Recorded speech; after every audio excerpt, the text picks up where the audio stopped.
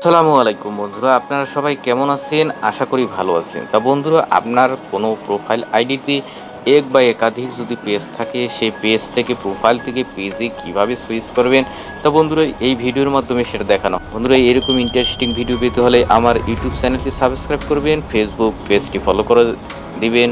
তো বন্ধুরা, ভিডিওটি শুরু করা যাক। Let's go check out. সর্বপ্রথম আপনার ফেসবুক প্রোফাইলে পেজ ক্লিক করবেন।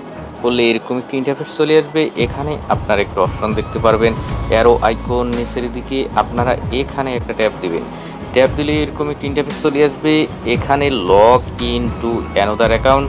আপনারা এই অ্যাকাউন্ট থেকে অন্য অ্যাকাউন্টে যদি যান, সেক্ষেত্রে এখানে একটা ট্যাপ দিলে আপনারা সেটা দেখতে পারবেন। এখানে একটা ট্যাপ দেন দিলে আপনারা এই অ্যাকাউন্ট থেকে অন্য অ্যাকাউন্ট দিলে সেটা সিলেক্ট করলে ওই অ্যাকাউন্টে আপনারা প্রবেশ করবেন।